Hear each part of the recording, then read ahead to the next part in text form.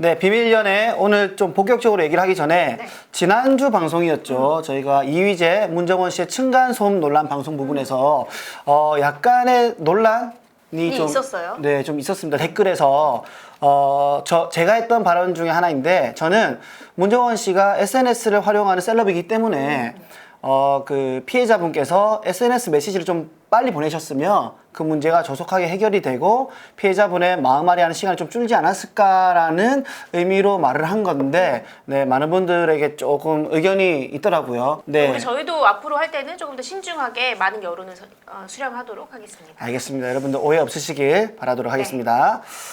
자, 오늘 비밀연애 스토리는요.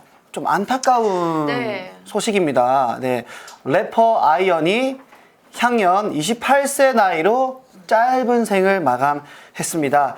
한 아파트 화단에서 발견이 됐다고 하던데 네, 그 사망 경위가 어떻게 되는 거죠? 네, 일단 지난 25일에 나온 소식이고요. 그 서울 중구에 있는 한 아파트의 경비원이 화단에서 피를 흘린 채 쓰러져 있는 아이언 씨를 처음으로 발견을 해 병원으로 옮겼지만 결국에 사망 선고가 됐다라고 얘기를 한 건데요. 또 아이언 씨가 최근에 굉장히 좀 불미스러운 또 수사를 받고 있었잖아요. 네, 맞습니다. 그런 와중에 들려온 소식이라서 더욱더 충격적이었던 것 같습니다. 약간의 좀 의구심이 드는 부분은 아이언 씨의 거주지는 용산 그런데 신당동에서 발견이 됐거든요. 제가 알고 있기로도 아이언 씨는 쭉 오랫동안 용산에서 산 것으로 알려져 있는데 네. 경찰이 이 해당 아파트와 이 아이언 씨와의 관계성을 좀 여부를 조사한 것으로 알려졌는데요. 좀 관계가 있었나요? 예, 경찰은 이 변사 사건에 대해서 조사한 결과 고인과 해당 아파트 사이에는 연고가 있는 것으로 확인됐다라고 했는데요. 구체적으로는 어떤 사안인지에 대해서는 이게 사생활인 부분이다 보니까 네. 이 부분에 대해 따로 밝히진 않았습니다. 네. 사망에 대한 정확한 원인은 이 추락에 의한 다발성 손상으로 알려졌고요.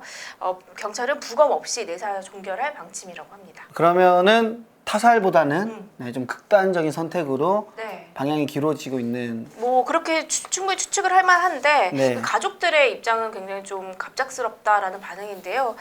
최근까지도 그 아이언 씨가 가족들과도 많이 연락을 했었고 네. 또 건강에도 특별한 문제는 없었다라고 했기 때문에 너무나 갑작스러운 이 소식에 가족과 팬들이 좀 망연자실한 상황입니다. 저도 좀 기억이 나는 부분은 쇼미더머니 그때 쓰리였죠. 그때 네네. 도끼라는 노래를 부를 때 저도 그때 그 무대에 정말 흠뻑 빠져서 네.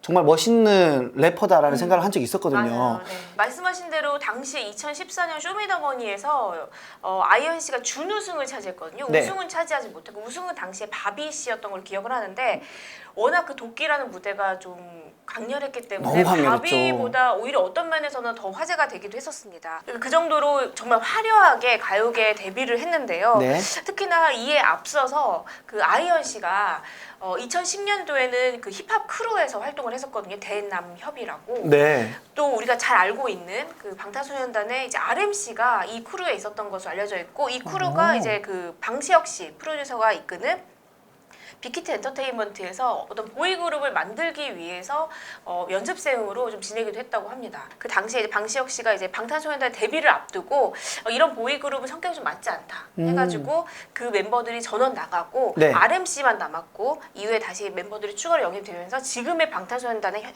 그 모습이 좀 갖춰지게 됐다고 하네요. 그러면은 어떻게 보면은 아이언 씨가 BTS가 될 수도 있었다는 약간의 뭐 가능성은 있었던 거네요. 뭐 과거 가정법이 뭐 의미가 없다고 하지만 네. 뭐 아이언 씨가 당시에 계속해서 있었다 존재했다고 하면은 뭐 다른 어떤 형태로도 빅히트 엔터테인먼트 가수로 데뷔를 했을 가능성도 있죠. 네, 맞습니다. 하지만 뭐 꼭 그 빅히트의 뭐 BTS가 아니더라도 또 이렇게 쇼미더머니 통해서 네. 2015년에 첫 싱글 네. 또 블루로 정식 데뷔를 네. 하지 않았습니까? 그래서 그 이후로 와 정말 이제 소위 말하는 스타의 길을 가겠다라고 많은 분들이 예측을 했는데 네. 계속해서 논란의 중심에 있었고 정말 그 누구 못지않게 파란만장했던 삶을 살았다면서요. 맞아요. 아이언 씨 하면은 정말 사건 사고가 끊이지 않는 가수였다 이렇게 표현할 수 있겠는데요. 가장 먼저 있었던 사건은 2016년에 있었던 사건이었는데 대마초 흡연으로 이제 기소가 된 것입니다. 결국에는 이 재판을 통해서 징역 8월에 집행유예 2년이 선고가 됐었거든요. 네. 이후에 아이언 씨는 한 유튜브 채널을 통해서 이제 근황을 공개하기도 했었거든요.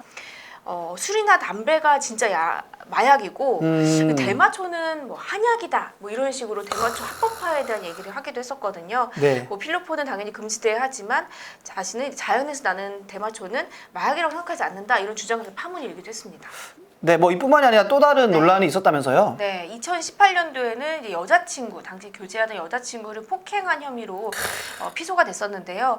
이 내용은 이렇습니다. 성관계 중에 자신의 요구를 들어주지 않는다면서 여자친구를 폭행을 했다는 내용인데 사실로 이제 드러나서 결국에는 징역 8월에 집행유예 2년이 선고가 됐고 사회봉사 80시간형을 받았습니다. 이게 끝일 줄 알았는데 네. 또 이게 끝이 아니었죠. 그러니까요. 지난해 말이죠. 또 충격적인 사건이 하나 나오게 됩니다. 뭐죠? 아이언 씨의 집에서 머물면서 음악을 배우던 17살 그 후배를 야구 방망이로 엎드려 뻗쳐라는 대로 수십 차례 때린 그런 혐의로 현행법으로 체포가 되게 된 것입니다. 그러니까 저로 비유해 보면은 제가 어떤 선배님께 개그를 배우러 갔는데 제가 10대일 때 네. 개그를 배우는데 잘 못하니까 뭐 여러 가지 이유가 있어서 폭행을 당했다는 사건과 똑같은 거잖아요. 그렇죠. 당시에 이제 경찰이 약 50대 정도를 때렸다. 뭐 와. 이렇게 얘기를 했었고 사실 이 미성년자의 후배의 가족들이 이걸 발견을 하고 그 다음날 신고를 했다고 하더라고요. 네네네. 그 내용을 들어보니까 이 친구한테 음악을 만들어 와라 해서 USB에 담아왔더니 여기에 바이러스가 많은데 이게 어떻게 된 일이냐. 이렇게 추궁을 좀 말도 안 되는 걸로 해서 USB에 바이러스가 있었다? 네네 말도 안 추궁해서 아니다라고 얘기를 하니까 엎드려 뻗쳐를 해서 좀 과도하게 폭행을 했다 이런 얘기가 나왔거든요. 법원에서는 아이언이 이제 주거가 이제 일정하다고 해서 도주의 우려가 없다고 봐서 영장을 기각을 했습니다. 네, 그래서 이게 기소권 없음으로 이제 사건이 종결된 거죠. 그쵸. 이제 뭐 네. 불구속되어 있고 경찰 네. 조사를 받는 와중에 그러니까 영장 실질심사에 출석한 지 약 46일 만에 세상을 떠나게 된 사건이 된 거죠. 네. 아이언의 전 여자친구로 알려져 있는 A 씨가 네. 아이언 씨의 이제 사망 소식이 들려온 당일에 네. 니콜 키드만이 이혼이 이제 확정이 된 이후에 이제 거리에 소리를 치면서 나오는 그 사진을 있죠. 사실 SNS에 이제 올리게 된 겁니다. 네. 이 사진이 의미하는 바가 약간 뭐 온라인상에서는 뭐 해방 아니면 뭐 자유 뭐 이런 걸 상징을 하잖아요. 네, 현재는 논란이 일자 지금 비공개 계정으로 된 상황입니다. 정말 이렇게 또 이야기를 나누다 보니까 네. 정말 아이언 씨가 파란만장한 삶을 살았다라는 생각이 좀 들고 있네요. 사실 굉장히 좀 실력도 갖췄고 어떻게 보면은 저는 이제 천재성에 가까울 정도로 예술성이 갖춘 아티스트라고 생각을 했는데 네. 본인이 어떻게 행동을 하냐에 따라서 이 인생이 꼽히는 방향이 전혀 달라지는 것 같아서 네. 특히나 이번에 대한 어떤 사람들의 평가 지나간 이후에 사람들의 평가 이런 부분들을 보면서 좀 많이 좀 안타깝고 좀 씁쓸한 마음이 들더라고요. 저희가 새해에는 정말 좋은 소식만 또 이게 밝은 소식만 전해드리겠다라고 올해 초에 말씀을 드렸는데 네. 또 이런 소식을 전하게 되어서 너무 안타깝습니다. 다음 주에는요 좀 더 밝은 소식으로 돌아올 수 있도록 네. 희망을 한번 가져보도록 하겠습니다. 그럼 저희는 다음 주에 만나 뵙겠습니다. 안녕히 계세요.